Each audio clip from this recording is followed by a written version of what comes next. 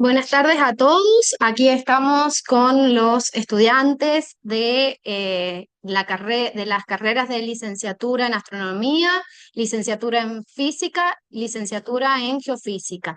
Los chicos tienen un desafío que es presentar un trabajo de investigación que han desarrollado. El primer grupo está formado por Aguilera, Almazán, Carrizo, Leiva, Llamas, Méndez y Sánchez. Los chicos van a exponer sobre ecuaciones diferenciales en derivadas parciales. Adelante, chicos.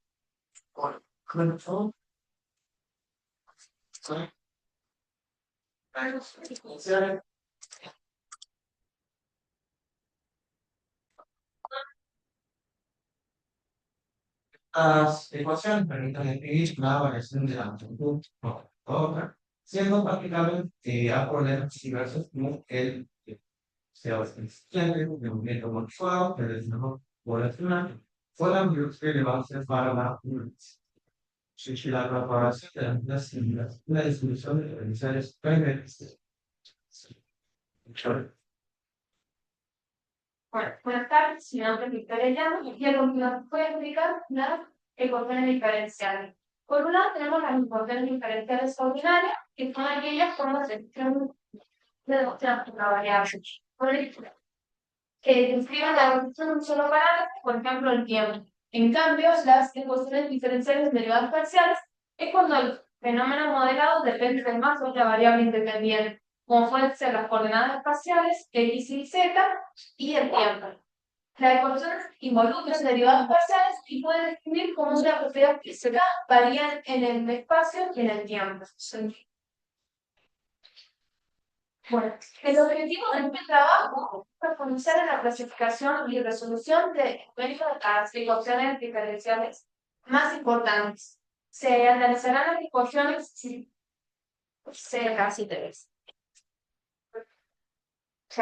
Se analizarán las ecuaciones parabólicas, como lo es la ecuación de Cramer, después las ecuaciones hiperbólicas, con la- y por último las ecuaciones elípticas, cuya forma canónica es la ecuación de Laplace. Para cada una de ellas se realiza el método de diferencia finita y sentando así las bases para la aplicación en problemas geofísicos más complejos. Bueno, vamos a comenzar con las diferenciales variables. En el caso, bueno, estas ecuaciones se caracterizan porque me ayudan a obtener modelos de funciones y a modelar lo que es y procesos de función a través del tiempo. Estas ecuaciones parciales parabólicas dependen de dos factores, la diferencia, perdón, la derivada con respecto al tiempo de orden uno y una derivada con respecto al espacio de orden 2. Como podemos ver, vamos a entrar a la hora de realizar en lo que es la ecuación de carbono, la cual podemos ver que está pendiente de lo que es la función U, que depende de X y de B. También depende de lo que es el parámetro alfa, que es el coeficiente de difusividad térmica, que es mayor que cero, que es una propiedad de lo que es sí el valor. Y bueno, depende del etcétera.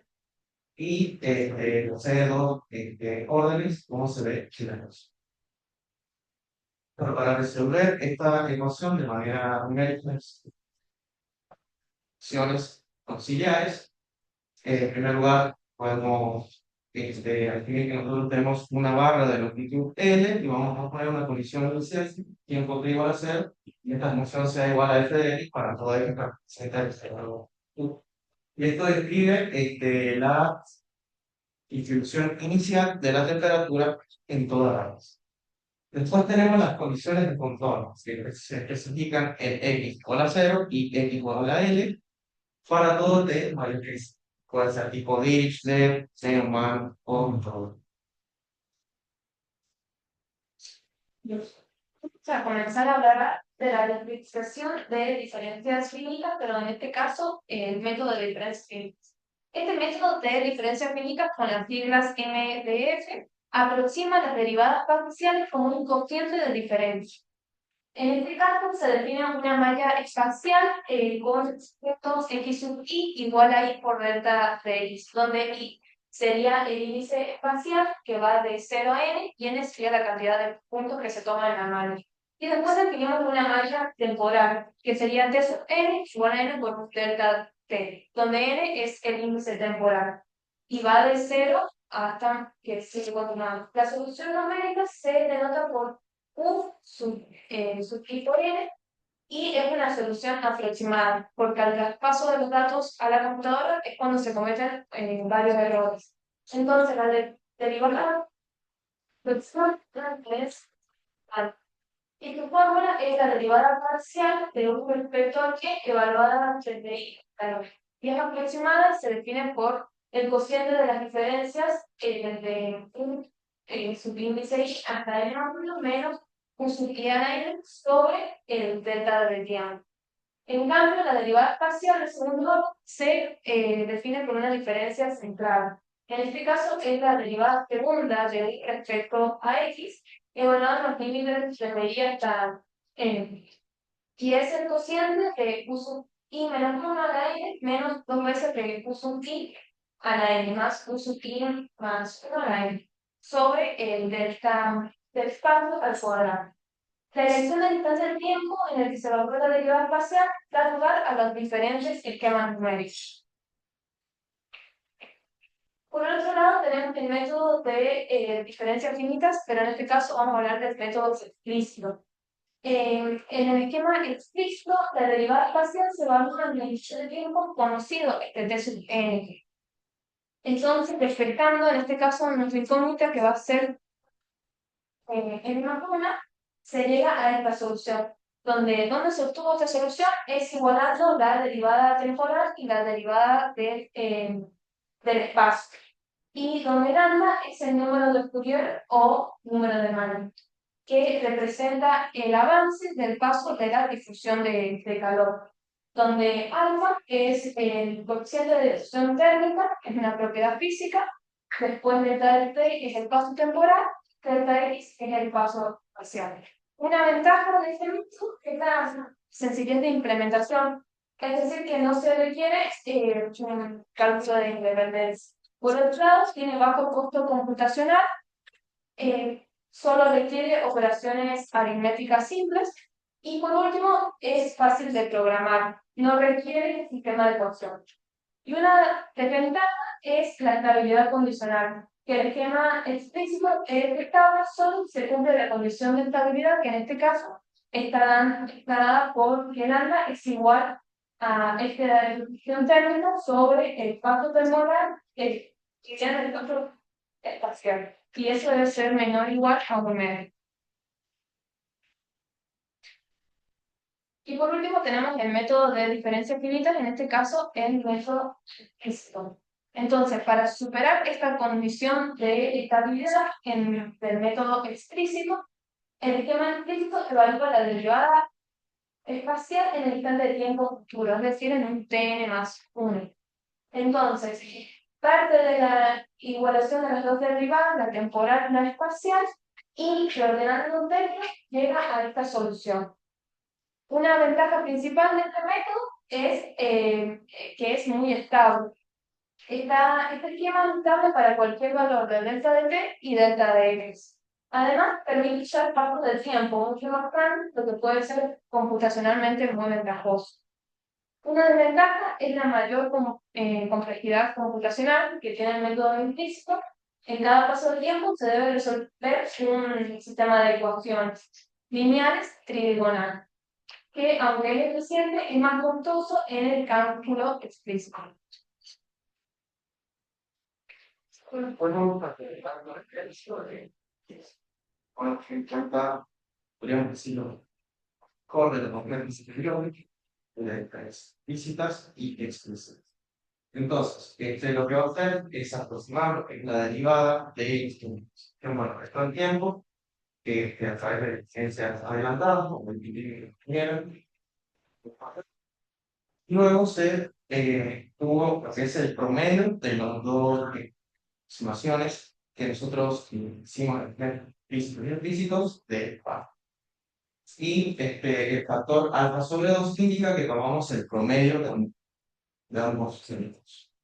Lo que se hace con esta ecuación es reordenarla, tengo que trabajando algebraicamente, vamos a dejar del lado izquierdo dentro de la ecuación las ecuaciones que nosotros tenemos que, podríamos decir, de un orden mayor que el tiempo, nosotros conocemos, son incógnitas, y del lado derecho lo que es las funciones que nosotros tenemos, que son las que están en un tiempo presente. Bueno, dentro del ejemplo que nosotros utilizamos, nos basamos en un paper, en el cual el autor basaba su estudio en la zona de la fosa de Nankai, que se encuentra en Japón, dentro del continente Asia. Esta zona posee un interés grande con respecto a la geología y la geofísica, ya que, como se observa, en la figura hay un punto de contacto triple entre 3 placas tectónicas. Este punto triple lo podemos ver. Bueno, este contacto generaliza una gran cantidad de sismos y magmáticos debido a que están constantemente chocando uno con otro. Y bueno, el autor lo que hace es estudiar también lo que es el magmatismo de la zona y a eso vamos nosotros.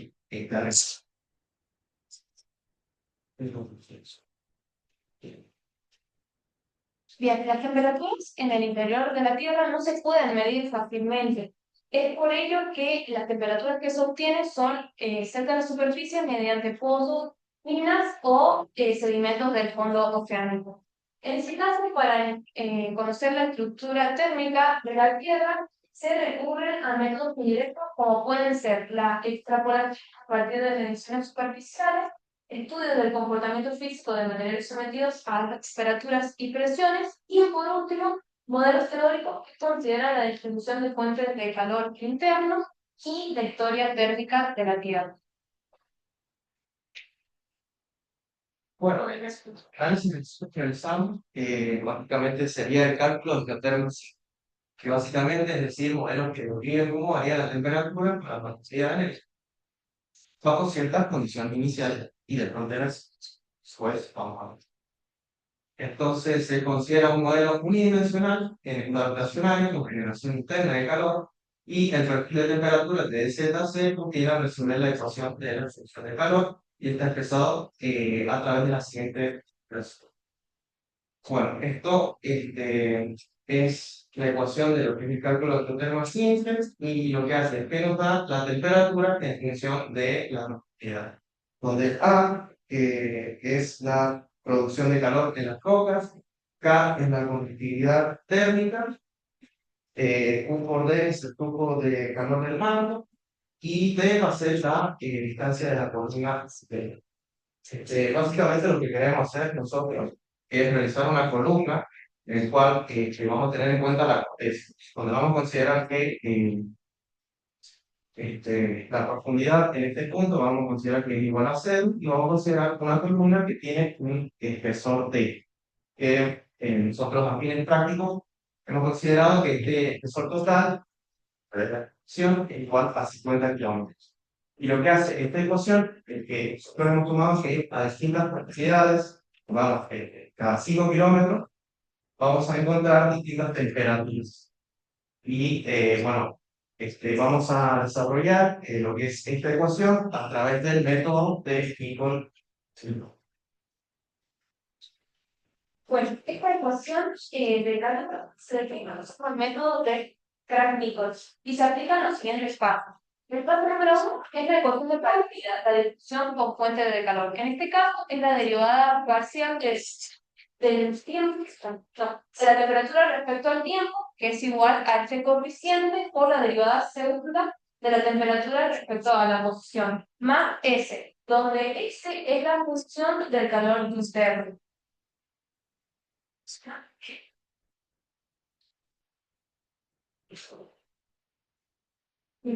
Bueno, nosotros, como dijimos, hemos aplicado el método de Nichols. Y básicamente hicimos lo mismo que acabamos de explicar, nomás que en vez de una función U, tomamos la función de temperatura. en el cual este lado de la ecuación del lado izquierdo hemos tomado la aproximación en diferencial adelantada de lo que es la derivada respecto al tiempo, y del lado derecho de la ecuación hemos tomado el promedio de las dos, de los dos métodos implícitos y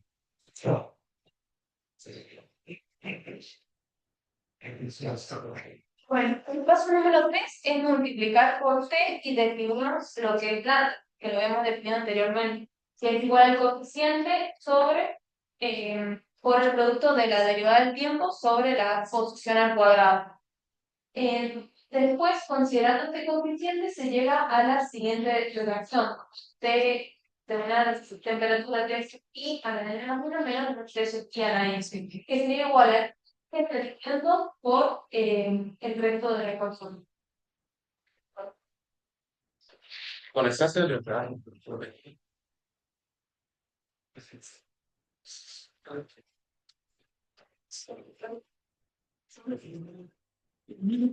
Eu quis só que a luz. Internet.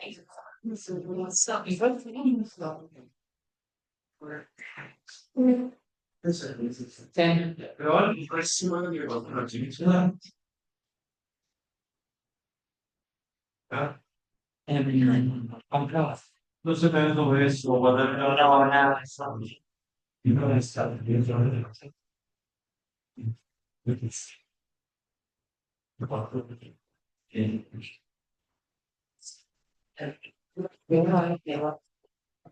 Isso, sim.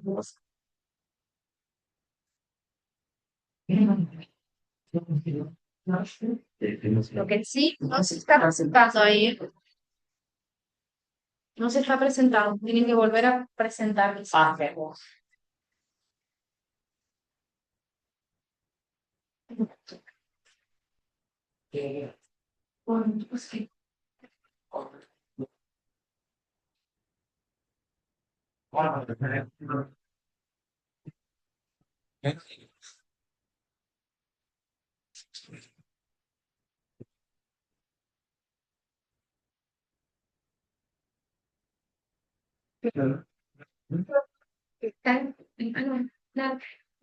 Perdona, explicamos la página número 3. ¿Qué es multiplicar por el definimos lo real, que era igual que el coeficiente, por el producto de delta t sobre la profundidad al cuadrado?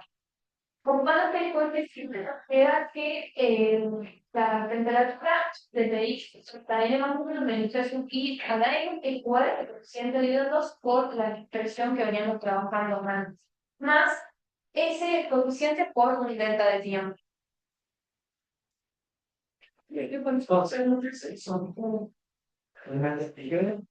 agrupar el término n más 1 a la izquierda y el término con n a la derecha. Es decir, que vamos a agrupar las incógnitas que nosotros deseamos más, y del lado derecho vamos a obtener los datos que nosotros tenemos en un tiempo presente, podría decirse, y que tenemos como datos. Bueno, y aplicando las condiciones, se va a poner bueno, déjame ver. Vuelve con no.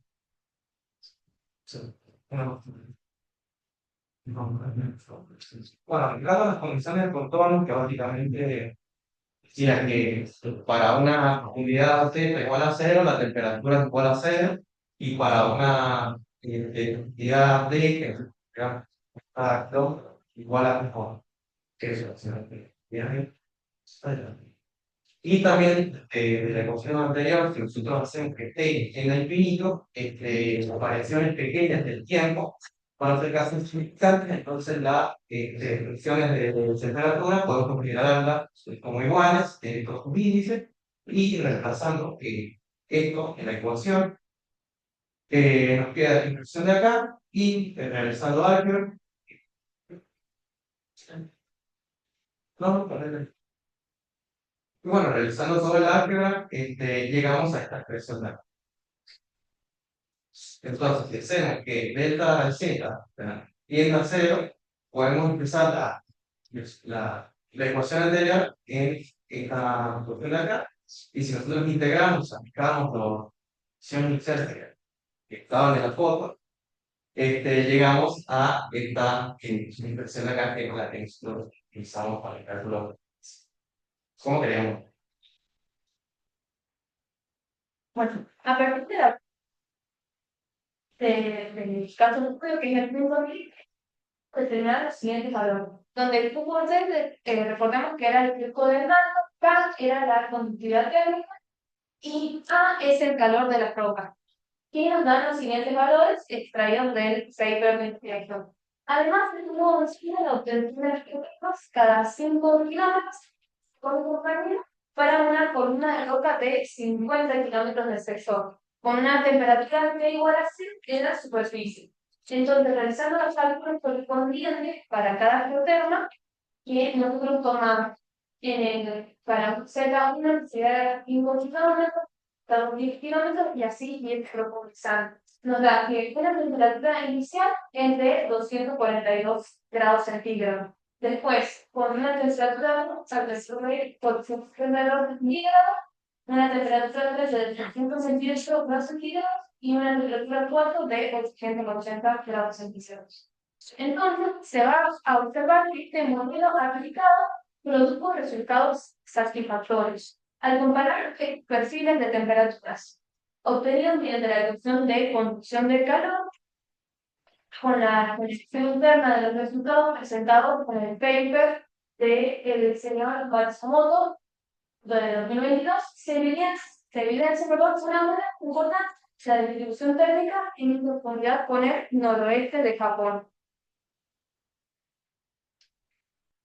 En este caso, lo que podemos visualizar es que el cálculo de la geoterma para una profundidad de 5 kilómetros con la escala de temperatura que visualizamos allá nos da una temperatura alrededor de 200 grados centígrados, que es lo que obtuvimos haciendo el cálculo de geoterma para una no. Después, esta sería para una profundidad de 10 kilómetros, podemos que la temperatura varía entre unos 200 grados centígrados y 400, que es correspondiente al cálculo que obtuvimos. Y después, aumentando las profundidades, ya para unos 15 kilómetros y unos 20, vemos que esta temperatura aumenta y oscila entre los 600 y 800 grados centígrados, que es lo que obtuvimos con el cálculo de geotermia.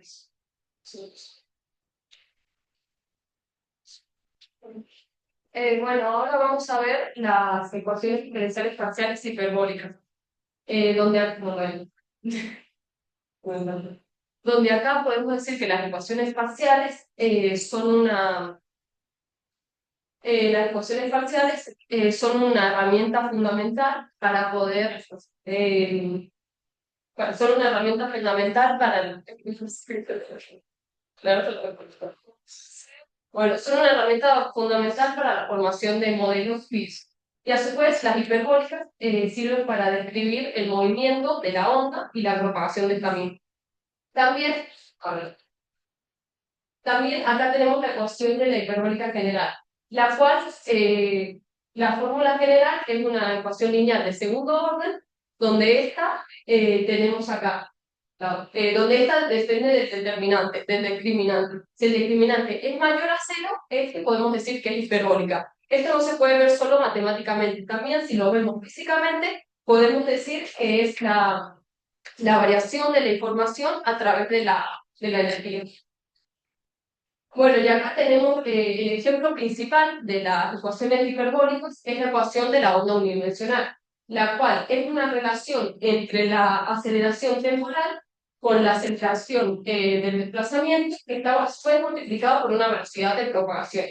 Y esta fórmula nos sirve para ver cómo se mueve la onda a través del espacio y del tiempo.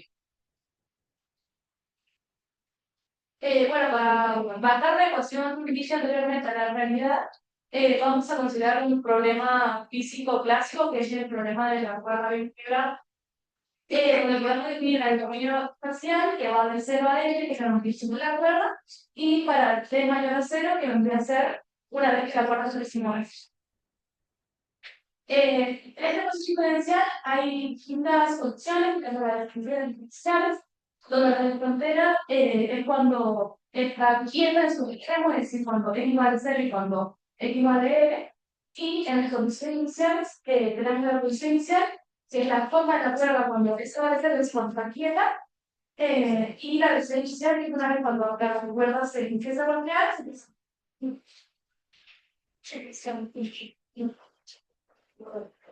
Ahora, ¿sabes? Para llevarlo a resolver con un algoritmo, resolverlo con computadora, lo que vamos a hacer bueno, nuestra ecuación diferencial tiene un dominio continuo en el espacio del tiempo. Lo que vamos a hacer va a ser generar una grilla o una especie de matriz, digamos, de puntos, donde el dominio continuo lo vamos a discretizar. Lo que vamos a hacer es definir unos pasos en el espacio del tiempo, delta x y delta t respectivamente, donde vamos a ir tomando cada un cierto valor, puntos del dominio de la exponencial. Lo que no vamos a hacer, justamente, porque una computadora no puede resolver, sabemos que no puede resolver directamente integrales ni derivadas, vamos a crear una aproximación, justamente usando un método de diferencias finitas, como ya lo habíamos explicado a los compañeros anteriormente. En este caso es explícito, donde generamos una diferencia adiantada, reversada y caos, para encontrar justamente la aproximación que sería de la derivada segunda respecto al tiempo y respecto al espacio, donde podemos ver que acá, para simplificar y acortar la notación, los términos sub n, n más 1, n y n sub 1 serían justamente para decir, digamos, el instante actual, el posterior y el anterior, y lo mismo para x, que sería la posición. Acá tenemos sub i más 1 y menos.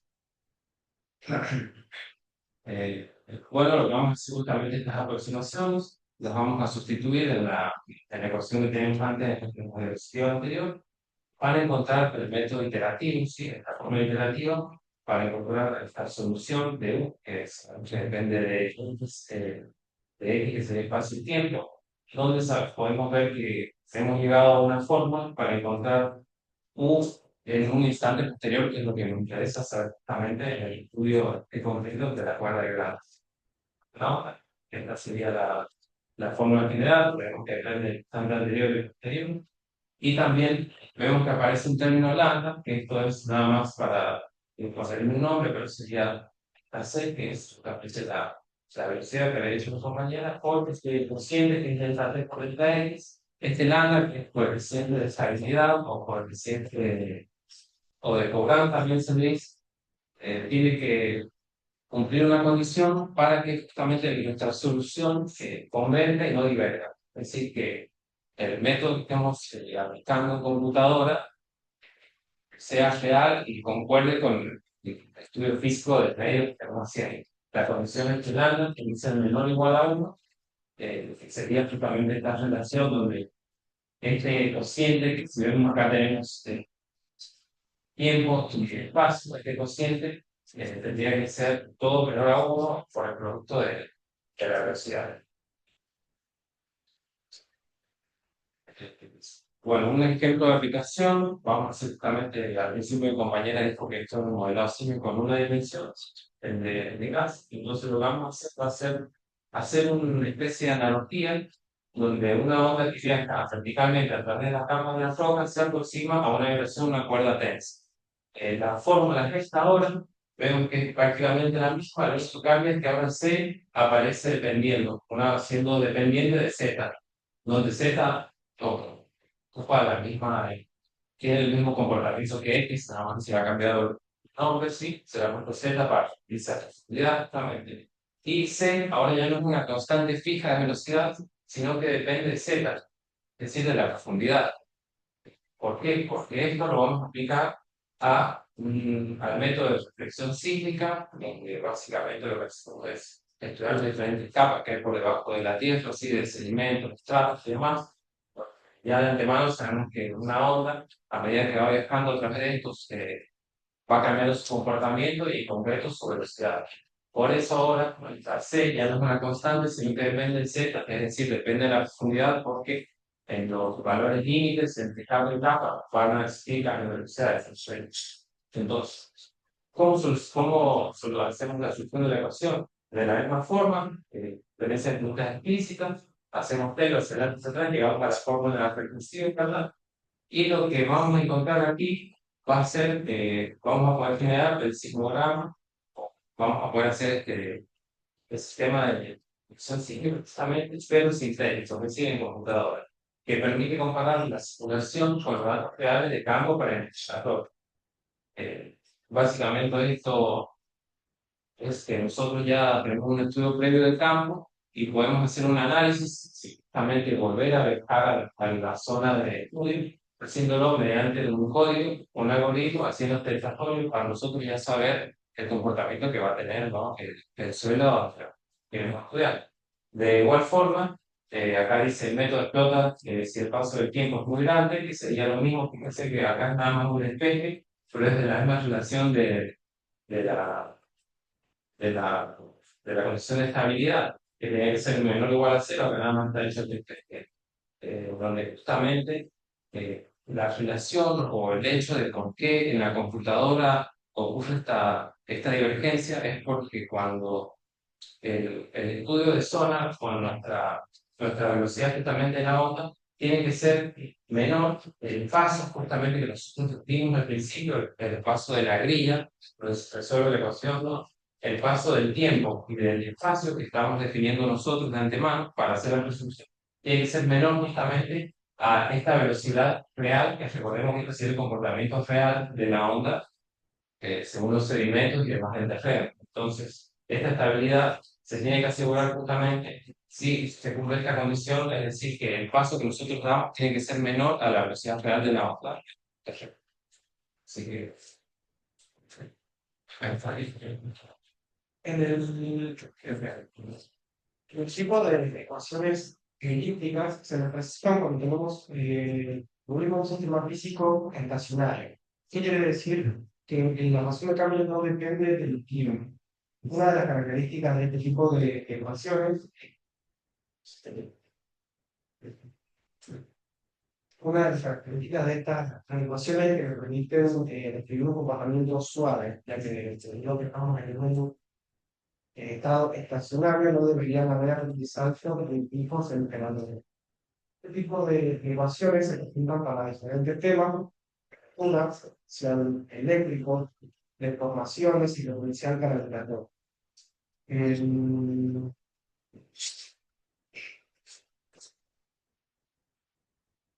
La forma más canónica de las ecuaciones diferenciales elípticas es la ecuación de la RAF, de la siguiente forma.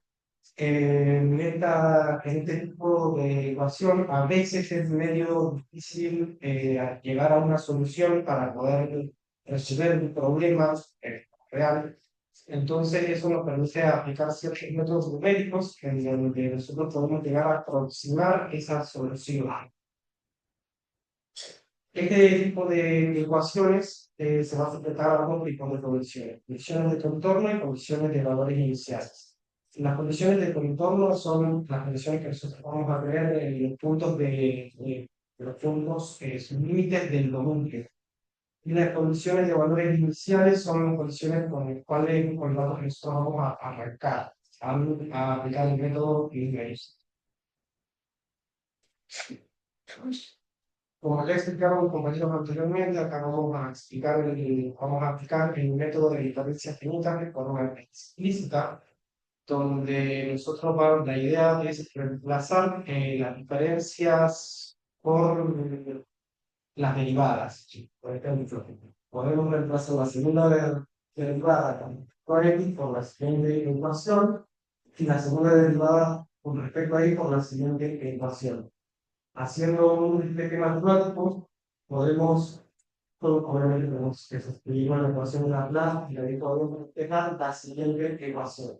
Esta ecuación nos dice que, para el ejemplo que nosotros podemos dar, con respecto al tema del potencial eléctrico, tomamos la siguiente ecuación donde nos dice que en realidad, en una energía rectangular, nosotros vamos a actuar nodos, que son las diferencias, no, si nosotros tenemos un eje rectangular y dividimos en ejes horizontales y verticales, las intersecciones serían los nodos, que son los valores que nosotros queremos. Esta ecuación nos dice que para calcular esa aproximación del nodo se va a hacer como un promedio de los valores de los nodos que tiene alrededor, como que tiene el valor de costado, a la derecha, a la izquierda y abajo, arriba. Obviamente con el criterio de convergencia, que lo tenemos por acá, esto tiene que ser menos a una tonalidad para que esto converja. Si esto no se cumple, entonces el método va a empezar a diverger. Bueno, ahora dicho por el ejemplo física. Yo creo que nosotros propusimos es sobre la presión eléctrica. Por tanto, tenemos que conocer cómo el potencial eléctrico estacionario, cómo se distribuye en el suelo. Cuando trabajamos una estaca metálica, a la cual le aplicamos, en este caso, no sé, sobre un bol. Bueno, como el sistema está estable, en equilibrio, el suelo va a satisfacer la ecuación de la playa. Primero nosotros tenemos que poner ciertas condiciones para hacerlo lo más fácil posible. Hemos puesto condiciones en donde en el fondo el potencial eléctrico va a ser igual a cero y en el lado derecho e izquierdo también va a ser cero. En la superficie todos los nodos van a ser cero excepto uno que va a ser donde está la estaca metálica. Para esto hacemos como un corte transversal en el suelo y el área de estudio va a ser como un rectángulo y como recién explicó, este rectángulo se va a subdividir en cuadros por medio de líneas verticales y horizontales y donde se intersectan esas líneas son los nodos, que ahí es donde se van a acceder los cargos. Solo tenemos aquí el nodo en el cual es el único que va a tener un valor, que es un cuadro. Bueno, supusimos que ese bol está en la posición x igual a 3, z igual a 1, porque está en la superficie. Y bueno, ya empezamos a hacer las iteraciones. Primero lo que tenemos que tener en cuenta son los nodos vecinos, los que están arriba, abajo y a sus costados. Como dijimos recién, son todos ceros, excepto ese punto de la ventana. Por lo tanto, estoy buscando todos sus puntos llegamos a esto. Esta es la primera iteración. Podemos ver que la energía se va disipando a medida que vamos entrando a idear. Lo hacemos igual con los siguientes nodos, en este caso sería el que está por abajo y el que está por abajo, teniendo en cuenta los valores de los nodos que están a su alrededor. Y ahí vamos obteniendo cómo el potencial eléctrico se va desparramando. Después de 200 iteraciones, las cuales no las hicimos manualmente, mediante ese código, llegamos a esta última manga y acá vemos que el sistema llega a un estado de equilibrio estacionario, donde el potencial no cambia cuando pasamos de una iteración a otra. Esto es porque la solución numérica ya convirtió, ya se cumplió el criterio de convergencia. Y bueno, ya acabamos como la conclusión es que el potencial eléctrico a medida que entramos en profundidad se va como desparramando y los nodos que van adquiriendo ese potencial que es menor al que tiene el nodo de arriba, ellos también van como transfiriendo sus nodos cercanos a medida que van entrando en profundidad y se va disipando hasta que deja de...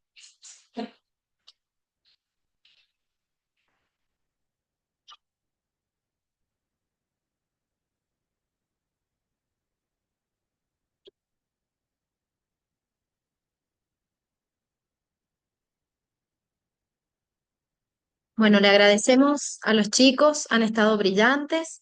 Entonces vamos a pasar, mientras se prepara el grupo de astronomía, bueno, les agradecemos a los chicos de geofísica.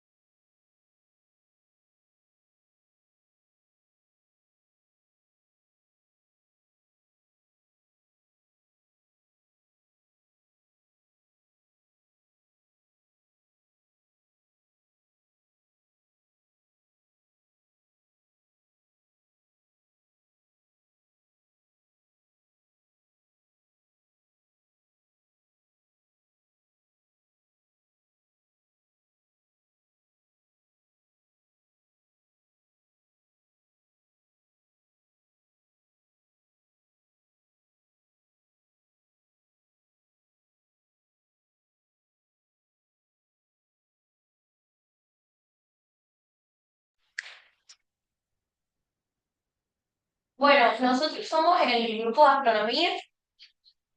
Nosotros vamos a dar la parte de valores y vectores propios de una matriz. Esto es un poco de lo que vamos a ir hablando en el trabajo. Vamos a empezar con una pequeña introducción. Pasa. Bueno, los valores propios y vectores de una matriz son herramientas en el análisis numérico que nos van a permitir resolver problemas, especialmente problemas que van a estar destinados a la astronomía, que es lo que nos vamos a centrar. Y la idea es mostrar cómo vamos a adaptar a partir de cotas, de iteraciones y de transformaciones la matriz para que ésta pueda resolverse a partir de los métodos que vamos a utilizar. Bueno, si nosotros tenemos una matriz A cuadrada, vamos a llamar a todo valor de la matriz A al valor real lambda que cumple con la siguiente ecuación. No, es importante tener en cuenta que para que esta ecuación no tenga una solución trivial, el vector X tiene que ser, no tiene que ser el vector nulo, es decir, tiene que ser distinto a este vector. Ahora sí. Bueno, para poder determinar los valores de lambda, tenemos que resolver el siguiente sistema y para que la solución no tenga soluciones triviales, además de que el vector no puede ser nulo, el determinante de esta matriz tiene que ser igual a 0. Esta matriz es la que nosotros llamamos ecuación característica de A. Cuando nosotros la resolvemos, los valores de lambda van a estar dados en forma polinomios. Si vamos a tener una solución lambda al cuadrado, lambda al cubo, dependiendo del tamaño de matriz que estemos utilizando. Y este es el polinomio característico de ecuación característica. Bueno, esta es otra forma de resolver el problema de una manera generalizada, donde ahora vamos a tener la matriz A y la matriz B, y de esta forma nosotros podemos resolverlo y utilizarlo en métodos iterativos como el de Gauss-Seidel.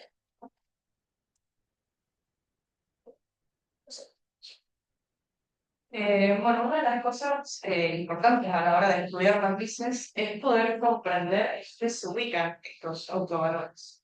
Calcularlos de forma exacta puede ser computacionalmente muy costoso o puede llegar a ser incluso imposible si la matriz tiene un gran tamaño o es compleja. Por esto resulta destacable notar que se pueden definir cotas para los valores propios de una matriz. Hay distintos tipos de cotas y distintos teoremas que definen cotas. La que yo voy a explicar es una cota geométrica, está definida por el teorema canónico de Hertz-Gordon. Lo que se hace lo que define este teorema son regiones geométricas en un plano complejo donde están ubicados estos autovalores. La idea es que, teniendo una matriz cuadrada, se definen los radios de Hertz-Gordon, que es la suma del valor absoluto de los elementos de la matriz que no son los elementos de la diagonal. Estos cálculos se hacen por filas y la idea es tomar como valor central del disco el elemento de la diagonal y el radio, como está definido ahí, como la suma de los valores absolutos de los dos elementos. Y bueno, de esta forma se define el disco de Hertz-Gordon. El teorema afirma que todos los autovalores se van a encontrar en todas las uniones del subgrupo. Este es un pequeño ejemplo numérico donde se define una matriz y acá están radios. Como decía antes, la idea es tomar, en este caso, por ejemplo, para la primera fila, tendría, sería un disco centrado en 4 con un radio de 1. Sería la suma de los dos, de las otras dos componentes. Ahí es, no sé si llega a ver, con ese gráfico, acá, este sería el ciclo, está centrado en 4 de radio 1. Lo mismo con los otros ciclos. Y estos son los valores de los valores propios de la matriz, calculados, que se encuentran todos dentro de esos 3.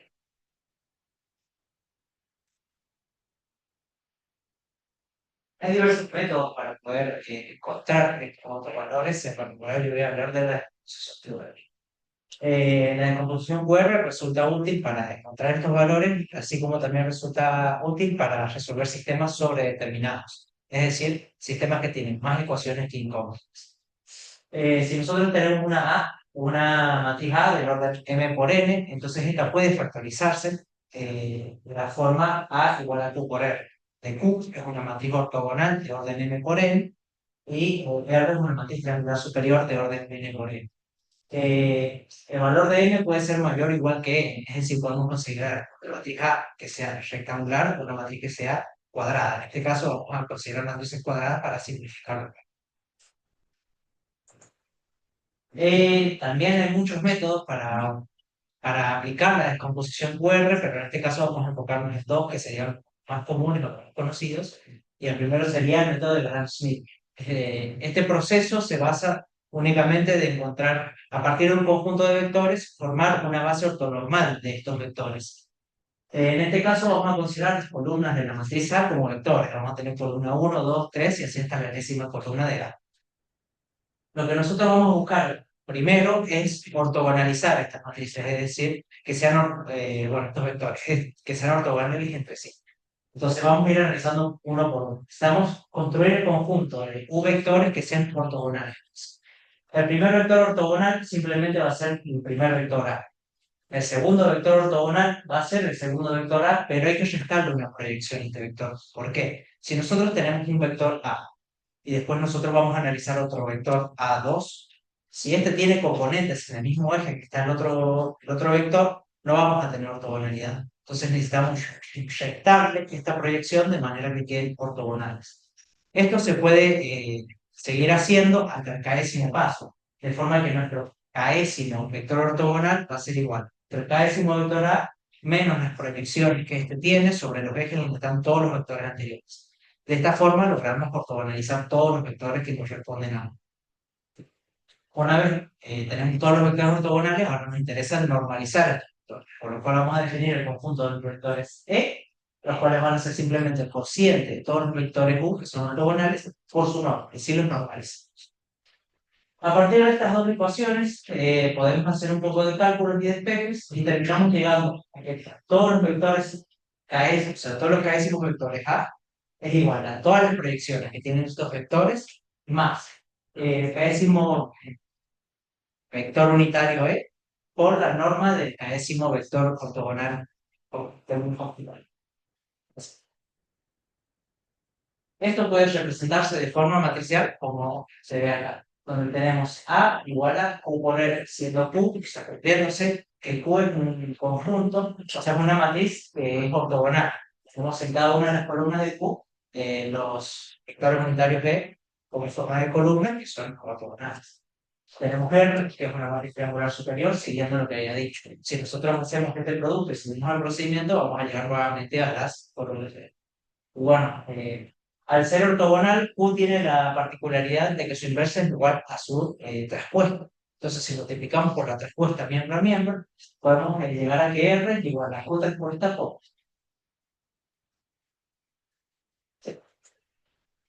Otro de los métodos que vemos es el método de Householder, que no me voy a detener en definiciones porque no, poco más lo van a explicar mis compañeros, simplemente me voy a detener en el proceso de aplicación.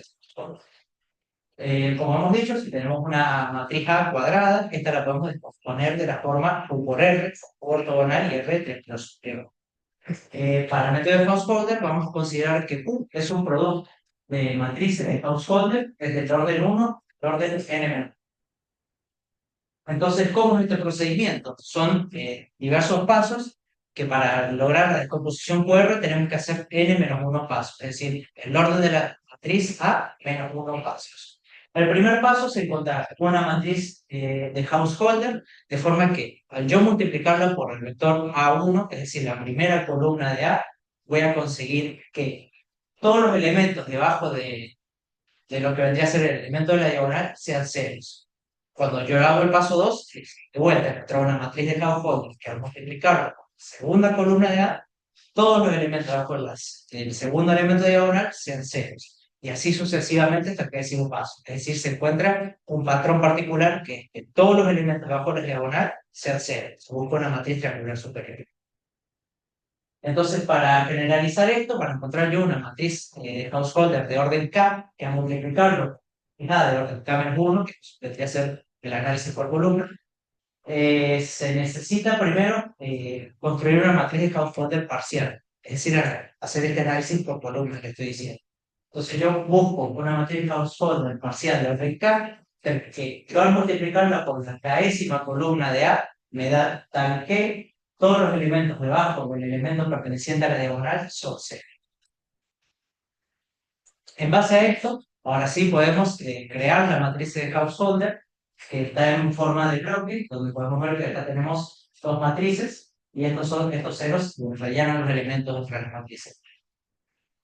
Entonces, ¿qué hace la matriz de identidad? ¿Por qué tenemos dos matrices dentro de la matriz de householder? Como ya expliqué antes, esto es un proceso en pasos, de un paso 1, paso 2, paso 3 y así hasta el final. Lo que yo necesito es que cuando yo llego a determinado paso no se borre mi progreso de los pasos anteriores. Entonces la matriz de identidad tiene como trabajo mantener guardados todos esos pasos que yo hice antes. Y la matriz parcial de householder hacer que todos los elementos debajo de la diagonal sean cero para las columnas que yo analizo. Bueno, en base a eso podemos definir la nueva matriz en sub-K, o sea, acá, que vendría a ser como la matriz que yo superpongo.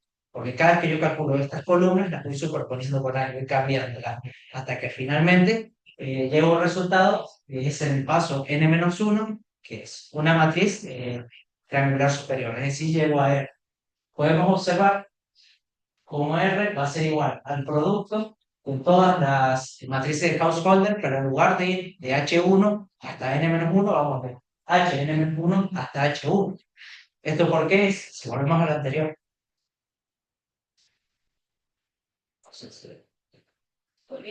No, un poquito más a esto. Vemos que ya definimos a la matriz Q como el producto de las matrices de householder desde orden 1 hasta orden n-1.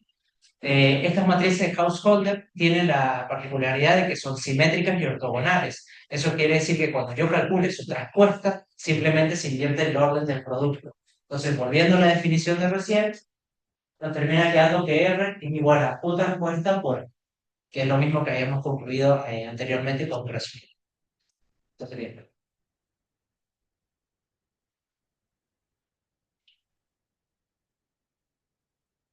Bien, con todo esto llegamos a la transformación de matrices para llevarlo a una forma reducida. Cuando contamos con muchos datos y tenemos que manipularlos, lo que buscamos es buscar una manera más eficiente de poder hacer esto. Para esto, una de las representaciones que se utilizan son las representaciones matriciales.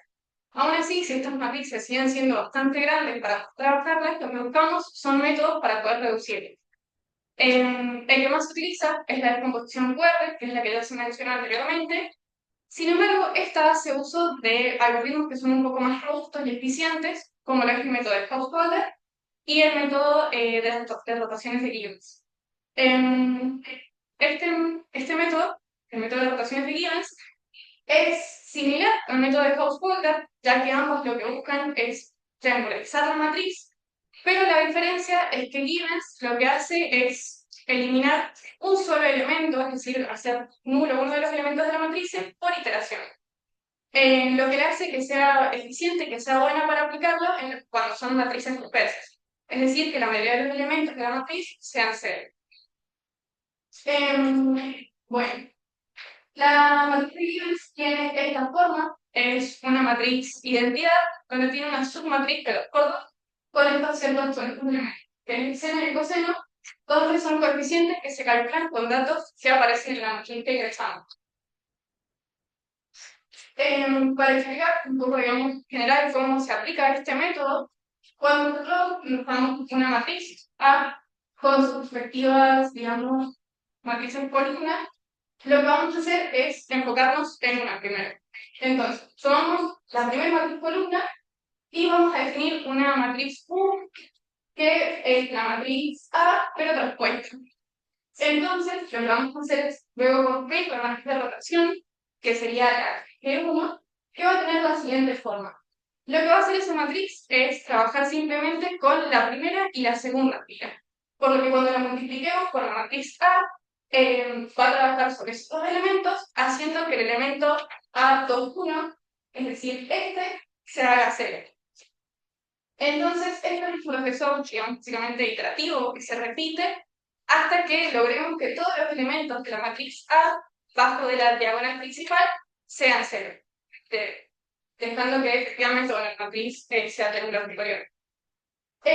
Cuando apliquemos todas las rotaciones necesarias hasta llegar a esta triangulación, lo que vamos a definir por último es la matriz R y la matriz U, donde la matriz R, si podemos ver, es el resultado del producto de todas las rotaciones de Gibbons aplicadas. Mientras que la matriz Q es la traspuesta, digamos, de estos productos. Finalmente, llegamos a la descomposición que queríamos, que es que A es igual a Q por la matriz R. El siguiente método que vamos a hablar es el método de Holder, que es un método basado en reflexiones ortogonales que permite transformar una matriz A en una matriz triangular superior R para obtener la composición A igual a QR. Esta sucesión de transformaciones que es extremadamente estable a raíz del redondeo, lo que le hace muy eficiente para métodos numéricos. En cualquier caso, para cualquier vector no nulo, la corriente de transformación de Holder va a ser una matriz ortogonal de la siguiente forma. Luego vamos a tener I, que es la identidad, menos dos veces U, que es un vector no nulo, por la transpuesta de U sobre la norma cuadrada de U. Sí. Las matrices Holder tienen dos propiedades. Una es que para cualquier par de vectores no nulos A y B de igual norma va a existir una matriz de Gauss-Holder que transforma uno en el otro. De esta manera, U va a ser, en particular, lo que se quiere decir que U es proporcional a B menos A. Y cualquier vector C transformado en una matriz Gauss-Holder va a tener la siguiente forma de H por C, donde nos queda C menos dos veces U por la respuesta de U sobre la norma cuadrada de U por C. Sí. Entonces, lo que queremos con este método es triangularizar una matriz A. Para una matriz A de orden n por n, lo que hacemos es crear una sucesión de n-1 matrices de Gauss-Holder, tal que Q1 por Q2 hasta Qn-1 nos da por A es igual a R, donde R va a ser la matriz de orden n por n, no singular y triangularmente superior. Para construir esta dicha matriz, que lo que queremos hacer primero es convertir en cero los componentes 2 hasta el componente n del vector A1, que es que sería la columna la primera columna del vector de la matriz A. Para eso se construye un vector Q1 cuya función es, al ser multiplicado por A1, siendo A1 la primera columna de A, la matriz A, nos permite dar un resultado un vector columna R1 donde todos los demás elementos del vector son nulos, donde la norma de R1 es igual a la norma de A1. Como 1 va a ser múltiplo de la columna que se ha generado menos A1, y como 1 va a depender únicamente de la dirección de 1, podemos elegir A1 como A1 menos L11 M1. Todo lo que quiere decir 1 es igual a 1 y los elementos igual a la orden de cómo están en la matriz. Al terminar esta primera iteración con el método de Gauss-Holder, la primera columna de la matriz va a quedar reducida, y podemos ver que va a estar igual a la matriz en las siguientes columnas, y en la primera columna solo tenemos un elemento L11 y todos los demás nulos. En la siguiente iteración, en la segunda columna, se van a mantener los elementos superiores a la diagonal y los inferiores van a ser 0, van a ser nulos. Siguiente. Y así, con las siguientes iteraciones, hasta llegar a n-1 iteraciones, vamos a poder decir que si A es una matriz no singular, podemos efectuar n-1 pasos de reducción de Hausholder para obtener las matrices Q1, Q2 hasta Qn-1, tal que Qn-1 por Qn-2 hasta llegar a Q1 por A va a ser igual a R, por R siendo una matriz no singular cualquiera. Si denotamos a Q transpuesta como Qn-1 por Q2 por Q1, entonces podemos definir que Q transpuesta por A es R, que es equivalente a decir A es igual a QR, que esta es la posición QR a la que queremos llegar. Sí. Bueno, y finalmente llegamos a la de componentes seculares, que es como una. Yo en ese momento cuando la vi pensé que se trataba de una diagonalización. Bueno, no, la diagonalización que vimos en álgebra lineal es el caso más bonito de esto, donde todo es sencillo, pero acá es una generalización que se aplica para todas las matrices, sean reales o complejas. Se dice que se las puede expresar como el producto entre una matriz U, una matriz diagonal sigma y la matriz conjugada B. La matriz conjugada B, esto sería, normalmente uno pondría ahí la transpuesta, pero cuando la matriz es compleja, uno si pone la transpuesta, la igualdad no se representa. Cuando es compleja, uno tiene que, eh, como que había dicho, lo acabo de decir, la matriz, esta que se acaba de mencionar, no, de conjugar. Uno la tiene que transponer y conjugar y hacer esos dos pasos para que la igualdad se dé solamente para el caso de las complejas. Para el caso de las reales, esta B compleja, esta B conjugada, es simplemente una B transpuesta. Eso como para hacer la salvedad. Lo importante es y bueno, la otra cuestión es que también cuando nosotros aprendimos a diagonalizar, siempre teníamos matrices cuadradas. Acá este es un concepto generalizado para matrices de orden n por n. Los elementos que forman a la matriz sigma es justamente los autovectores, los autovalores por el elemento conjugado de A cuando es real, sino eso simplemente es el elemento, como recordamos cuando teníamos una matriz simétrica, simplemente es el autovalor, pero normalmente no. Son el siguiente.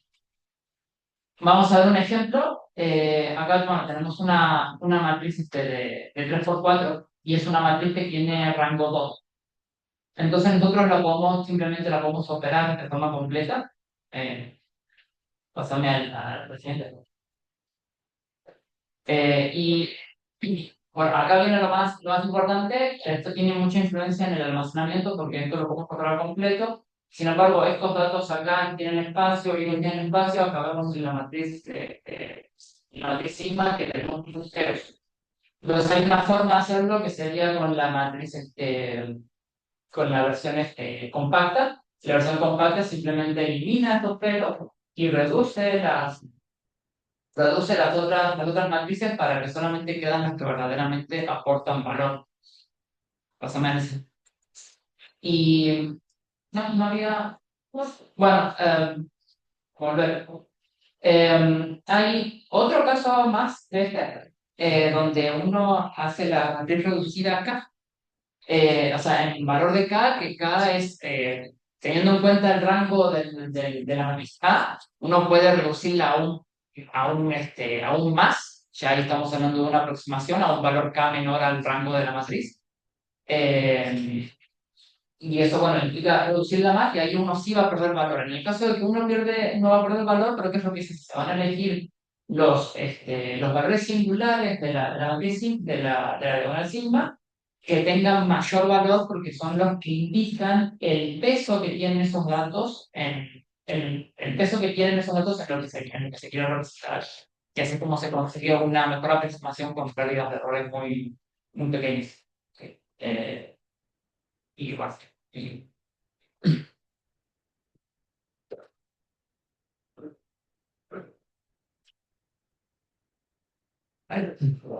Bien, se acabaron las lecciones de todos los métodos. pero como somos de astronomía, pues vamos a aplicar algunos de ellos a ejemplos dedicados precisamente a esta rama de la ciencia. Vamos a hablar de dos en especial. Este primero tiene que ver con la trayectoria de los planetas y los agujeros. Pues generalmente los planetas que tienen diferentes lunas, o dicho más técnicamente, satélites naturales, la Tierra que también hace un montón de satélites artificiales orbitando alrededor de ella, y incluso hay más trayectorias de otros cuerpos celestes, como los asteroides o cometas, siempre están totalmente sujetas a fuerzas externas que pueden perturbar su órbita. Así que con métodos numéricos pues podemos calcular probabilidad inicial para poder eh, predecir de esta manera la estabilidad de la órbita de un cuerpo celeste. Siempre. En específico, pues podemos ocupar que cualquiera de los métodos numéricos, que los métodos mayor para tomar el tema de ecuaciones y obtener esta matriz ya inicial que se refiere al movimiento del cuerpo. Y lo que obtenemos como autovalores, como podrán ver en esa I que está al lado de la raíz, tienen en cuenta que es un valor final. Claro, eso hace que el arreglo que está hecho con el determinamiento de los cubos celestes sea eh, estable más o menos en pioneros, dando coherencia entre las oscilaciones de las órbitas elípticas de los planetas. Siguiente. Bueno, ahora, Sí. bueno, el siguiente ejemplo, un poco más explicado, un poco más conciso en este sentido. La idea de este método es ver cómo se usan estos métodos para el procesamiento de información en astronomía. Un poco del contexto general y el por qué se usa es que cuando uno captura una imagen en astronomía, se suele usar, bueno, la cámara fotográfica, el sensor de imagen, el CCD, que eso lo que hace es captar energía que llega de las estrellas y con eso procesarlo después, transformarlo a una matriz donde a cada píxel que tenga la cámara le corresponde un cierto valor, que ese valor indica la cantidad de energía que capturó ese píxel en particular, ¿no? ¿Qué pasa? Que a medida que el sensor está funcionando y está recibiendo energía, se empieza a calentar, ¿no? Entonces, ese mismo calor a veces hace que los píxeles reciban una cierta señal que proviene del mismo calor térmico del sensor, lo que se le conoce en astronomía como ruido, ¿no? Entonces, ¿qué hay que hacer en estos casos? Bueno, para cuando uno trabaja la información, tiene que tener en cuenta de que la información que está trabajando no esté afectada por el ruido, sino que sea exclusivamente el objeto que está visualizando, ¿no? Entonces, para eso se aplican estos métodos. Lo que se hace es aplicar el método de la reducción por valores singulares. Lo que se hace primero es representar una imagen que puede ser una matriz a cada punto le corresponde cada uno, la intensidad que tiene de capacidad de captar luz, y después se aplica la composición. ¿Qué pasa? Que verlo de esta manera es un poco complicado. Generalmente se le suele dar esta notación, que es la que decíamos de cotas, ya, a ver qué. Y bueno, los subíndices que tienen acá, esto es una notación muy usada porque se usa para los métodos computacionales, por ejemplo, en Python o en Scilab, donde se le da el orden subclar, que es la cota a la cual se va a cortar esto, y esto lo que da acá, estos índices refieren al tamaño que van a tener estas matrices más reducidas, es decir, los dos puntos representan todo el tamaño y el 1 o 2 puntos K refiere al tamaño que se quiere cortar. ¿Por qué? Para ver mejor visualizar esto, la ecuación que explica el, el acortamiento por valores singulares se puede expresar de el producto de matrices como la suma de matrices de rango 1, ¿no? Es decir, expresar cada término se lo va a sumar. ¿Qué pasa? ¿Qué representa cada cosa acá? Como sabemos, los valores singulares, que es representado por sigma, que está muy chica la imagen, pero bueno, más o menos se llega a ver. los valores sigma siempre están ordenados de mayor a menor. Es decir, sigma 1 es mayor que sigma 2, sigma 2 mayor que sigma 3 y así sucesivamente. Bien. ¿Qué pasa? Que cada cosa que aparece como minúscula, minúscula acá, tendría que representar U, una columna de la matriz U, y B, una fila de la matriz B, ¿no? Entonces, de esta manera expresamos el producto como la sumatoria de matrices simples. Ahora bien, ¿para qué se usa esto? Las imágenes o los píxeles que tienen mayor captación de energía, como podría ser el resultante que venga de una estrella, van a tener sigma más alto, porque esto es lo que decíamos como que le da cierta importancia. Bueno, esa importancia en este caso tendría que estar la cantidad de energía. Y los sigmas que después están más lejos de estos términos tendrían que tener sigma más bajo. En esta posición es donde más o menos se ubica el ruido. ¿Por qué? Porque el ruido en una imagen, por ejemplo, se observa donde uno debería ver una zona del cielo oscuro, es decir, negro, ahí se ve que hay cierta energía, que es la energía del calor, digamos, que levantó el sensor. Entonces, ¿qué hace este método? Bueno, simplemente se aplica este método para separar como una imagen en capas. Es decir, sigma le vendría a dar la importancia que tiene en cantidad de energía del patrón U por B, que vendría a representar como una capa de la imagen. Entonces, ¿qué pasa? Que si yo quiero cortar el ruido, lo que tengo que hacer a esta matriz para que yo quiero obtener, lo que hago es cortar hasta un cierto término. Es decir, los términos que tienen valores más chicos se los eliminan. Esto resulta en una imagen que después se puede volver a armar, que como se eliminaron estos últimos términos, pierde ese ruido y uno puede después hacer los análisis correspondientes a la imagen.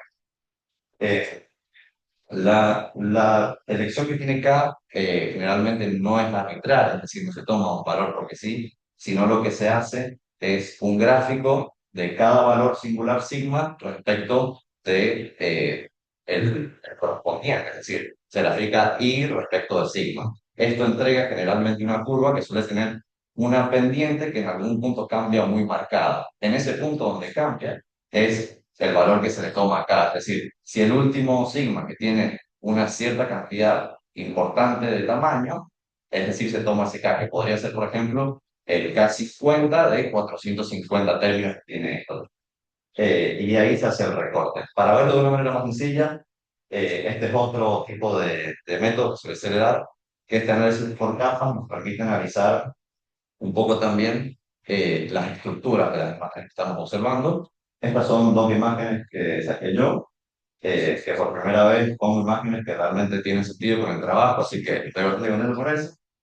Pero bueno, en ese puede observar una nebulosa y suele ocurrir en ciertas ocasiones que se observan regiones en el cielo en las que hay mucha cantidad de estrellas. Por ejemplo, cuando se suele hacer cerca de la Vía Láctea, la cantidad de estrellas es mucha y pasa que la nebulosa, es decir, estas estructuras que como polvo, brillan mucho menos que estas estrellas. Entonces, ¿qué pasa? Si yo quiero observar la nebulosa, ¿qué necesito? Que el sensor capture energía por decir un número, una hora. Después, ¿qué hago? Apilo todo eso en una misma matriz, en una misma imagen, y eso me entrega este resultado. ¿Qué pasa? Que como se apiló, que es decir, tengo más energía de la nebulosa, también tengo más energía de las estrellas. Entonces, ¿qué pasa? Que las estrellas me terminan como opacando la estructura que yo quiero ver, ¿no? Entonces, ¿qué se hace? Bueno, se aplica de nuevo el método de reducción por valores singulares y lo que se hace es tener ahí el análisis de capa. ¿Qué pasa? Que las estrellas, que van a tener mucha más energía que la nebulosa, se van a encontrar en los primeros términos de esta descomposición si lo miramos como la suma, ¿no? De las matrices en vez de como el producto que es más sencillo de ver.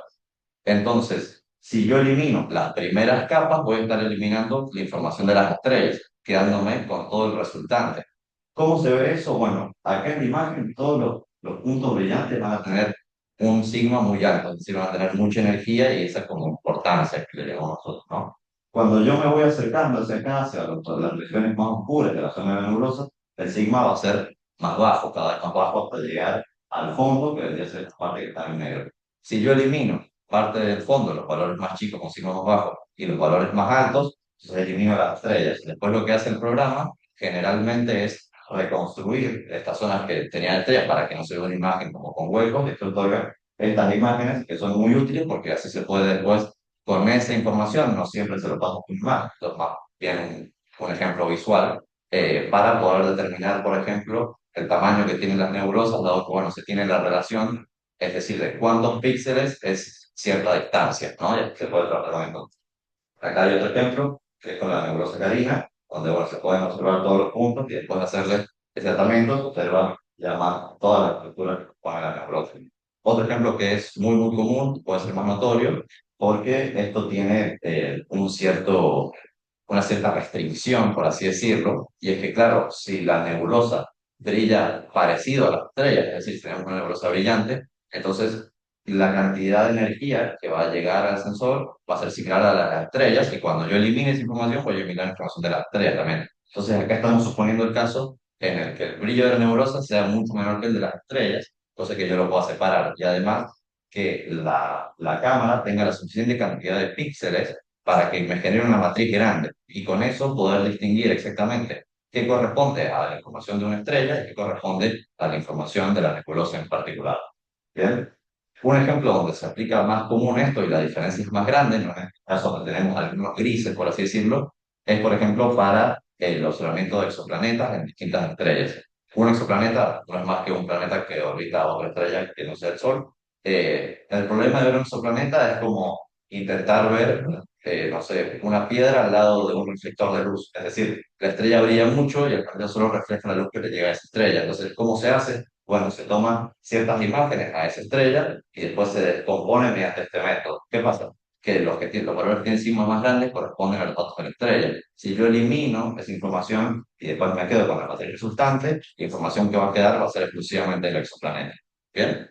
Y cuando fueron dos ejemplos, como conclusiones, podemos decir que el espectroscopio, el espectroscopio permite estudiar la estabilidad y las direcciones principales de distribuciones de matrices, y después métodos como UR, Given, Householder y bueno, el método de reducción de valores circulares, que son herramientas fundamentales en el uso de la astronomía y muy aplicadas todo el tiempo, que evidencian la importancia bueno, de los métodos numéricos en nuestra carrera. Bueno, bueno, fue todo, gracias.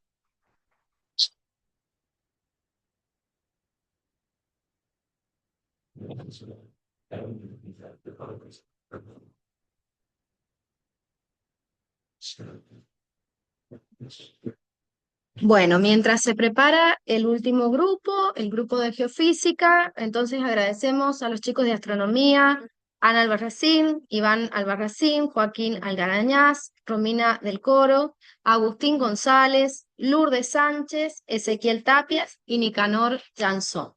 La verdad que los chicos han dado muy bien los distintos métodos y particularmente el método de SBD es un método que se usa en muchas disciplinas, ¿sí? Así que bueno, es muy aplicado. Bueno, los dejo entonces con los chicos de física y este sería el último grupo por presentar. Quienes van a exponer es Lucas Casíbar, Franco Landoni, Neir Alexis, Parodi Anabela y Francisco Ruiz.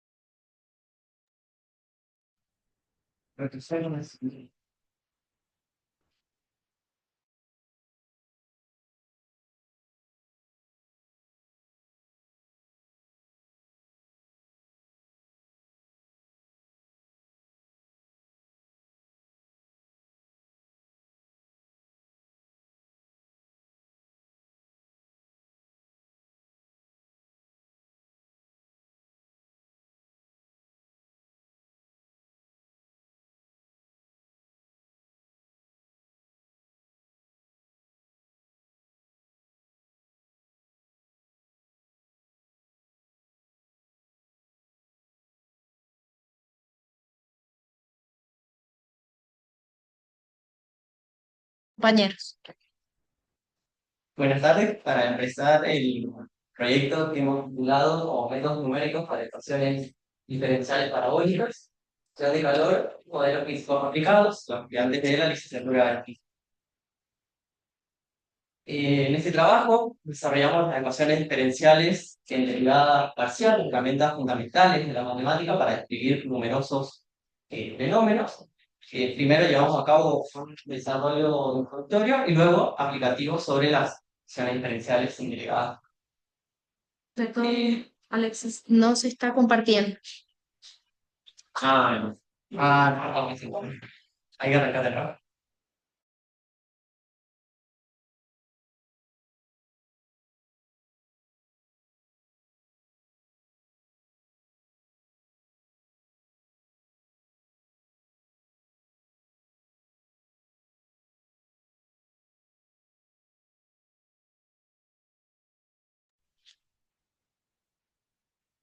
Bueno, se mencionan tres clases de EDPs, las parabólicas, las hiperbólicas y las elípticas, pero se hace en particular hincapié en las ecuaciones parabólicas, la ecuación de calor, los métodos implícito, explícito y de Grant-Nicholson, junto con su análisis de estabilidad.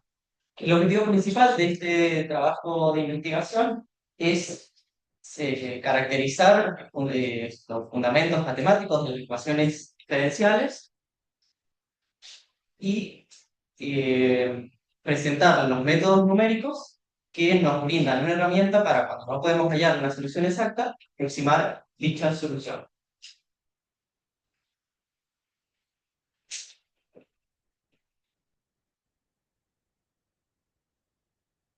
Las ecuaciones diferenciales surgen de forma espontánea cuando se intentan resolver problemas físicos, geométricos, químicos o de ciencias como la biología, la economía, etcétera, dentro de sus utilidades que permiten formular leyes que rigen fenómenos naturales.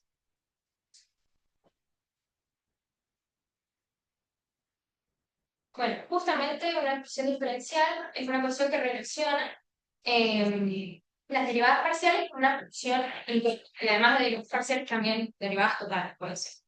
Si estamos hablando de esta función incógnita, que es una función escalar, se trabajan con derivadas totales y estaríamos hablando justamente de una ecuación diferencial parcial.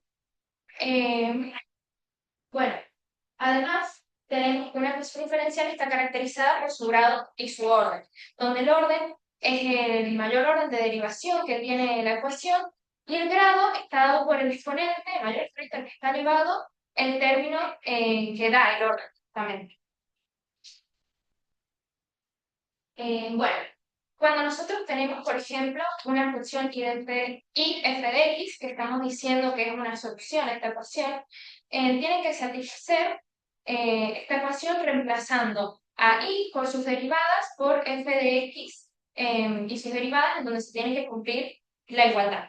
Y además, si tenemos una ecuación diferencial que es de orden n, vamos a tener en la solución general n constantes arbitrarias, en donde si estas constantes arbitrarias nosotros le damos valores, vamos a tener una solución particular. Las ecuaciones diferenciales en derivadas parciales de segundo orden se pueden clasificar en elípticas, hiperbólicas, parabólicas, de acuerdo con la forma y el signo del discriminante que está relacionado con sus coeficientes.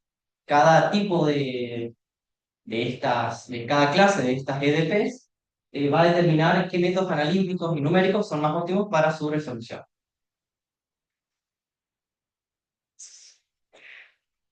Bueno, justamente acá tenemos una ecuación diferencial en donde vamos a tener como coeficientes A, B, C, D, E y F, y G de X, Y, si es igual a 0, estamos hablando de una ecuación diferencial homogénea, donde las variables justamente van a ser X e Y. Nosotros, si queremos determinar qué tipo de ecuaciones, tenemos que tener en cuenta el discriminante, en donde entran en el juego los coeficientes A, B y C, y tenemos que, si el discriminante es menor que 0, ponemos una ecuación hiperbólica. Si el discriminante es menor que 0, vamos a poner una ecuación elíptica. Si es igual a 0, vamos a poner una ecuación hiperbólica. en la descripción de cada una de ellas, para el caso de las ecuaciones elípticas con el discriminante menor a cero, son las que modelan fenómenos estacionarios o de equilibrio, es decir, donde la cantidad en estudio no varía con el tiempo. Tal es el caso de la ecuación de Laplace. Para el caso de las hiperbólicas con el discriminante mayor a cero, son las que representan fenómenos donde existen propagación de señales o perturbaciones, y como es el caso por excelencia, la ecuación log. Bueno, justamente la ecuación parabólica lo que hace es describir un fenómeno que depende del tiempo, como por ejemplo la masa, el calor. También podemos hablar de la velocidad de propagación, la estabilidad, en donde entra en juego, por ejemplo, la ecuación de Schrödinger, la cual se necesita como inicio, condiciones iniciales y de frontera, y en donde la solución que vamos a obtener va a disminuir algunos desniveles que tiene inicialmente, como que va a hacer que sea un poco más estable. Las ecuaciones parabólicas tienen una ecuación modelo, que es la ecuación de conducción de calor. Dentro de las parabólicas es el modelo fundamental, que también es llamada ecuación de difusión. Para su forma en dimensiones espaciales, es la que se presenta aquí, donde el término de igualdad de la izquierda representa la tasa de cambio de la temperatura, la constante K de difusión, propiedad intrínseca de los materiales, que dice cuánto y de qué manera va a variar en dicho material la temperatura, y el laplaciano de la temperatura, que mide la concentración espacial de la temperatura y relaciona un punto, cómo se relaciona la temperatura en ese punto con el entorno. Si el laplaciano es positivo, entonces ese punto es más frío, y si es negativo, entonces es más caliente. También tenemos la forma para el caso unidimensional, con el que vamos a trabajar luego. Este modelo fue desarrollado por Joseph Fourier, quien estableció que el flujo de calor es proporcional al gradiente de la temperatura, y es una ecuación que obtiene como consecuencia directa de su ley de conducción. Como nos dice, la teoría del calor debe tanto al análisis matemático como a las experiencias. Además, como esta ecuación constituye el prototipo, modelo para numerosas otras aplicaciones, modelos en física, ingeniería, en finanzas, como nos mencionan Kaslam y Jäger en 1959, en su presentación de conducción de calor en sólidos, la ecuación de difusión aparece en muchas ramas de la física, no solo en la conducción del calor, sino en cualquier situación donde una cantidad se dispersa continuamente en el espacio. Entonces, habíamos dicho que las ecuaciones diferenciales vamos a resolver con métodos numéricos, cuando no podemos llegar a una solución exacta, es decir, intentamos llegar a una aproximación. El método numérico lo que nos va a brindar es que la EDP la podemos transformar en una ecuación diferencial ordinaria o en ecuaciones algebraicas que podamos obtener las aproximaciones computacionalmente. Bueno, en este caso, bueno, los métodos de diferencia finita, tengo teniendo modelos representados en parabólicas, suele ser necesario encontrar una solución para entender el comportamiento temporal. Pero no siempre es posible encontrar una solución analítica cerrada, por lo que se recurre a los métodos numéricos para poder aproximar una solución. Para ello, primero debemos reemplazar el dominio continuo que está definida la función, que se llama discretización de dominio, por un conjunto finito de puntos, que tanto los puntos espaciales como temporales se dividen en intervalos uniformes. Bueno, en el caso para la obtención de estos puntos, se tiene como una tabla de planificación, puntos espaciales y puntos temporales. Y esto significa valor aproximado. Bueno, también esta aproximación, estas derivadas de las ecuaciones de calor se reemplazan mediante un cociente incremental. En el caso de la derivada temporal, mediante un cociente incremental, y de la segunda derivada espacial, es una diferencia central. Estas aproximaciones surgen de la serie de Taylor, que puntualmente es idéntico al método de La ecuación es que estas ecuaciones diferenciales y parciales pasan a ser un sistema de ecuaciones diferenciales ordinarias cada punto de la malla. Entonces, tenemos que cada uno de estos nodos va a evolucionar y se va a ver influenciado a través de sus nodos vecinos. Lo cual son. Entonces, este puente, esta conexión entre las ecuaciones diferenciales internacionales, nos permite utilizar los métodos numéricos para resolver las ecuaciones diferenciales ordinarias y utilizarlos para resolver las ecuaciones diferenciales en derivadas parciales. Utilizando, por ejemplo, el método de Oberlin. En intervalos en distintos pasos, después aproximar las derivadas con diferencias finitas, finalmente iterar en ciertos pasos de tiempo para llegar a una solución. El primero de los tres métodos que caen bajo esto es el método explícito, el cual proviene de aproximar la derivada en el tiempo y en el espacio y de ahí juntarlas y despejar la función. Lo cual nos lleva con esta ecuación de acá y con esta constante o de valor lambda, el cual es la relación entre los pasos tomados en el tiempo y los pasos tomados en el espacio. Lo bueno de este método es que lo único que requiere es el valor anterior para poder calcular el valor siguiente. Así que es un método muy simple y muy fácil de implementar computacionalmente. Lo malo que tiene este método es que tiene una restricción en su estabilidad. Es que en este caso, lambda tiene que ser menor o igual a un medio. Si esta restricción no se cumple, el método deja de ser estable y deja de servir para poder resolver el problema. Entonces pasamos al método implícito, el cual proviene de tomar la primera derivada en el tiempo y la segunda derivada en el espacio y hacer el mismo trabajo de despeje para llegar a la solución. Lo que tiene este método es que tiene ciertos valores los cuales existen en todos los puntos y no se pueden despejar fácilmente, lo cual nos ve forzados a usar un sistema de ecuaciones lineales para despejarlo, lo cual lo hace muy caro computacionalmente. Lo bueno que tiene este método es que es incondicionalmente estable. O sea que no tiene esta restricción en su estabilidad como lo tenía el método explícito, permitiéndonos tomar pasos temporales muy grandes sin perder precisión. Finalmente, del método tenemos el método de Nicholson, el cual en esencia es tomar un promedio entre el método explícito y el método implícito, lo cual, lo mismo, despejando, llegamos a cosas acá.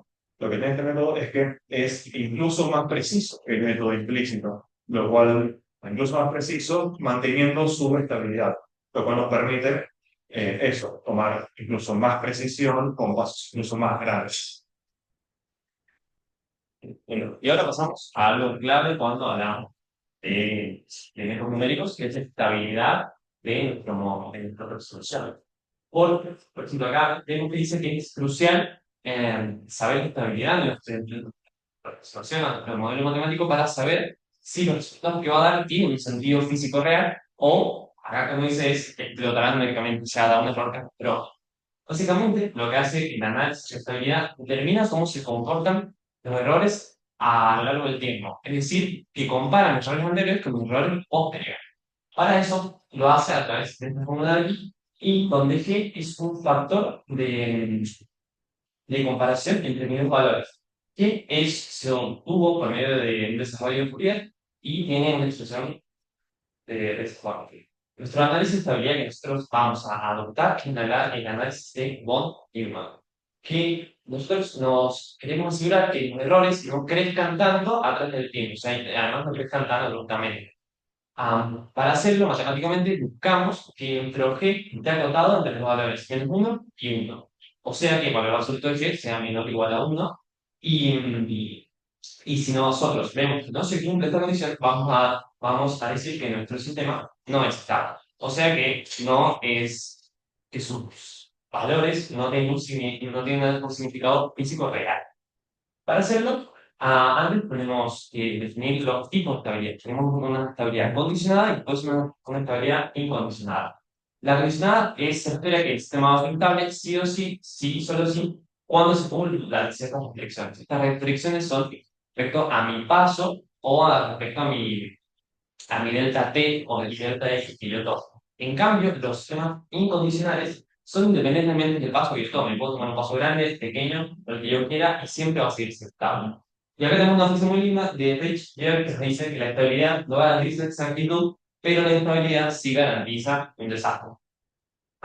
Después, a la hora de analizar, hacer un análisis de von Neumann, vamos a hacerlo por medio de tres métodos. Tenemos un método explícito que es estable condicionalmente, y esta, la condición que tiene que cumplir es que lambda tiene que ser menor o igual a un medio. Después tenemos el método implícito, que es incondicionalmente estable, y podemos usar incrementos GNT, y podemos usar nuestro paso nosotros, que era.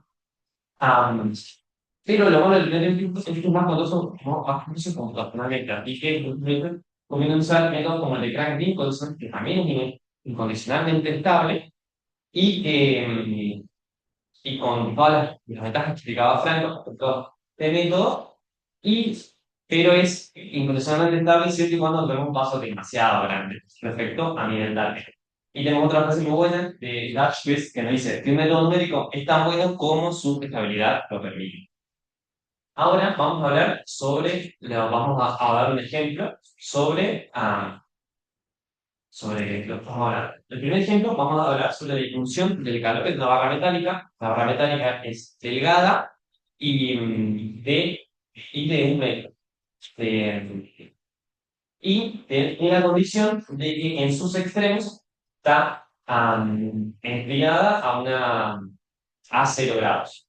O sea que nuestro modelo matemático que determina nuestra temperatura todo el tiempo va a tener la ecuación de calor con las condiciones de frontera que habíamos dicho que están en los bordes empleados, o sea que cuando es 0 metros está acá abajo es cuando frío, cuando es 1 metro va también a ser 0 grados, y con mi condición inicial, que esta es mi condición inicial, que representa que cuando la barra está inicialmente, su temperatura no es uniforme, sino que sigue dos modos. Un modo fundamental y de menor frecuencia, que es este de acá, y un modo de más alta frecuencia, que es este de aquí. A la hora de resolver esto, lo que hacemos es aplicar el método de Craig-Nicholson y tomamos nuestra barra, utilizamos el dominio, es decir, definimos nuestra barra en n nodos, o sea que vamos a tener n-1 barritas ahora, y le aplicamos el método de Crank-Nicholson, o sea que tenemos una forma acá, esta sería la aproximación a mi ecuación del calor, y se la aplicamos a esta ecuación a cada una de mis n-1 barritas. Una vez que aplicamos eso, vamos a tener un set con tantas ecuaciones, y resolvemos nuestro sistema de ecuaciones lineales por medio del código en Python. Nosotros lo resolvimos y que lo hicimos nosotros en el código, y obtenemos estos gráficos de aquí, donde son muy interesantes de ver porque esto está visto como de arriba y con diferentes colores respecto a la temperatura y en 3D. Y además tenemos también este gráfico que nos dice el perfil de la temperatura respecto con el paso del tiempo. Y donde acá podemos ver cómo las partes más calientes se enfrían menos rápido que las partes menos calientes. Pero después de un tiempo T, todo se equilibra. Otro ejemplo de aplicación de la EDP que hemos mencionado hoy es la densidad de neutrones en un reactor nuclear. Por ejemplo, aquellos que emplean uranio 235 tienen dos efectos presentes en los reactores para aumentar o disminuir esta concentración de neutrones. Uno es la difusión espacial de neutrones a través del material y el otro propio de la generación por la fisión.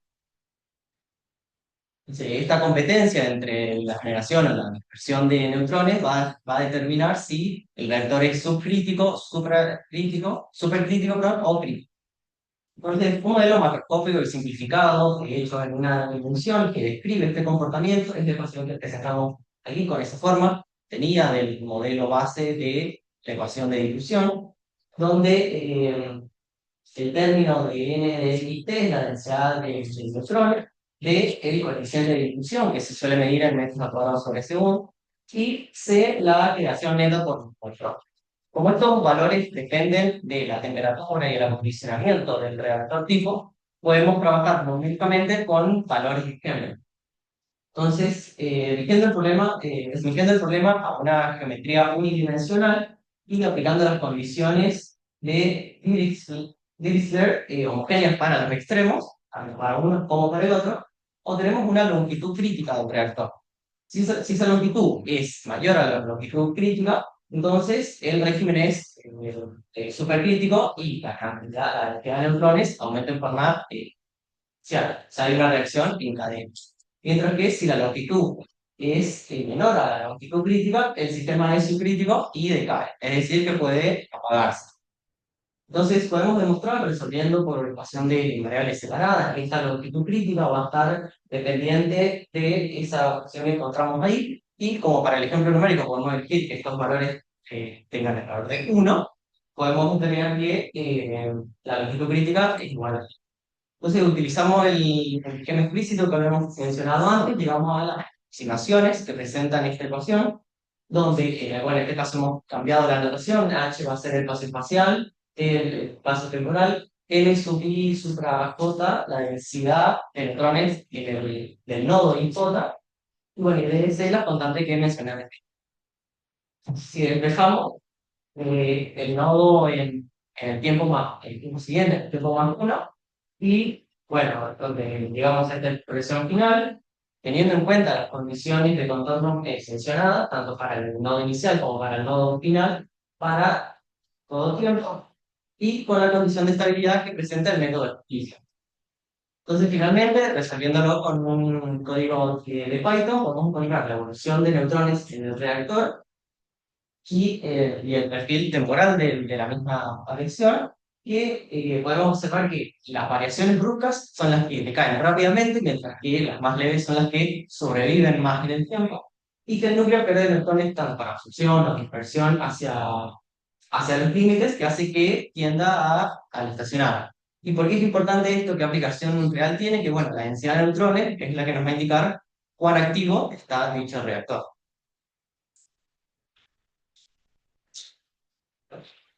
Bueno, ya como para ir concluyendo, en esta presentación hemos dado un estudio introductorio de derivadas parciales, a las ecuaciones diferenciales en derivadas parciales, haciendo foco en ecuaciones parabólicas y en los distintos métodos numéricos utilizados para aproximar una solución aritmética. Además de cómo por la discretización infinitas se abordaron métodos como el método de Cristo, intrínseco y detrás virus. Además de nombrar sus ventajas, ventajas y bueno, las limitaciones ¿no? También lo que es el análisis de estabilidad que nos permitió conocer cómo con las distintas condiciones los inversores se pueden ir acabando o se pueden ir disminuyendo. Los ejemplos mencionados son una muestra de cómo estos métodos nos sirven para describir fenómenos reales y son reproducibles, y que ambos ejemplos siguen la ecuación de difusión.